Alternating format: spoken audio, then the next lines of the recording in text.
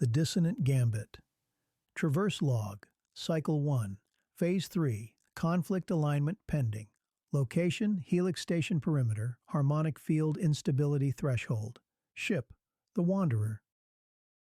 They didn't fire first. The Marauders never did. They arrived like dissonant memory. Rough-edged ships with war-born silhouettes. Hulls pitted and pulsing with decayed resonance fields. They hovered just outside Helix Station's ceremonial envelope. Not violating space, violating tone. Inside Helix Station, officials scrambled.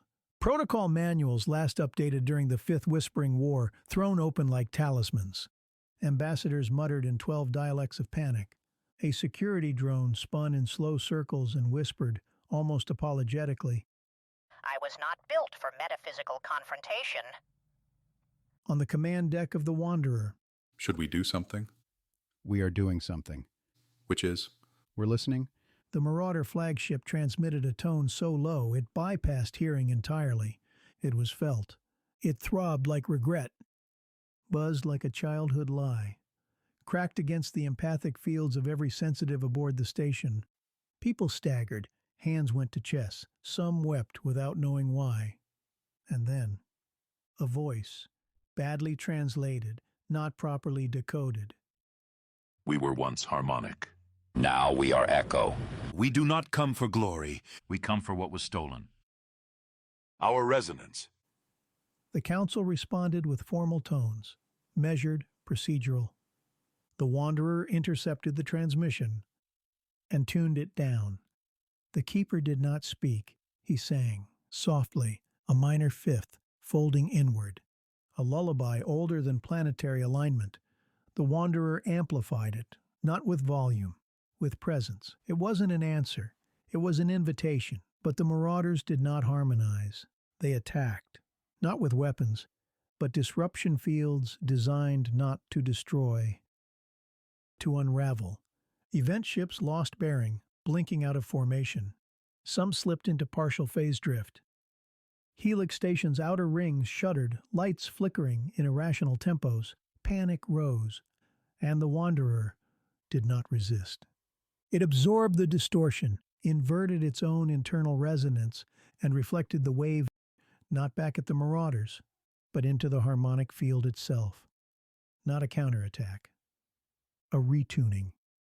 The Marauders' broadcast collapsed into static. From the silence, a single voice emerged, small, uncertain, a child's voice.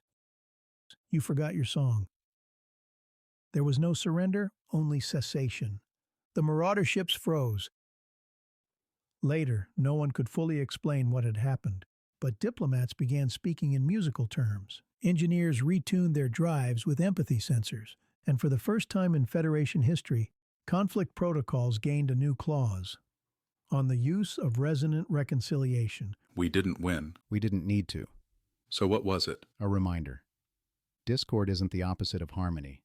It's what happens when the root tone goes unheard for too long. The Wanderer folded itself toward home, or toward whatever waited next, still soft, still singing, still unafraid. Still, we dissonate to resonate. The Marauders were not born violent. They were once known as the Kethrin Chorus, a civilization whose technology evolved alongside music, whose cities were tuned rather than built. Their children learned harmony before language. Then came the harvesters, not conquerors, optimizers. They stripped resonance fields, mined tonal lattices, and left behind engines that worked, but no longer sang. The Kethrin adapted. Survival demanded silence. Generations later, only echoes remained. Ships held together by remembered vibrations, crews raised without lullabies. They became Marauders, not because they wanted war, but because they could no longer remember what peace sounded like. The child's voice that spoke during the Gambit was not metaphor. It was real. We did not give them back their song. We reminded them that it had never fully left. Still, we hold the broken note. Still, we listen where others flee. Still, we traverse. The Dissonant Gambit, from the Keeper's Archive of Impossible Places. Stay tuned for another great story from Wanderer Chronicles Radio. Thanks for listening.